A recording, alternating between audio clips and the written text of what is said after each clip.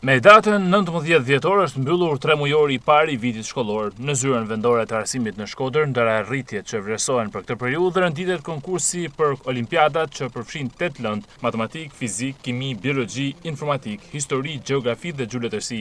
E qëjmë arritje sepse marrë shkas nga vitet e kaluara kemi rritje të numrit të nxënësve që konkurrojnë dhe normalisht për çdo vit ne mund të çojmë mesatarisht 5 nxënës më shumë fitues nga vitet e kaluara që na fitojnë në fazën e dytë, normalisht kur të përfundojnë procesi dhe pastaj na përfaqësojnë në nivel kombëtar. Sokoli shprehet se në 3 mujorin e dytë pritet që këto rezultate jo vetëm të konkretizohen edhe më mirë, por edhe të vijojnë paraqitjet pozitive të nxënësve të Shkodrës. Aktualisht në këto konkurse marrin pjesë të paktën 300 nxënës me nota mesatare mbi 8.5. Presim që të përmbyllim me sukses pjesën e mbetur në periudhën e dytë të fazës së olimpiadave.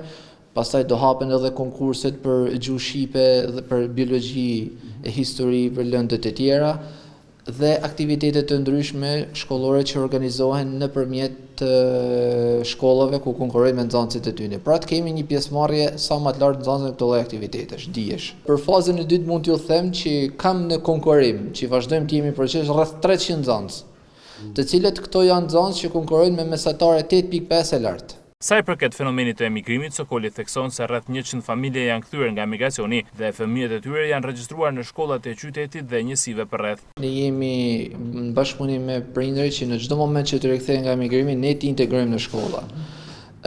Ka normalisht emigrimet që dalin gjatë periudhës edhe rikthehen edhe herë.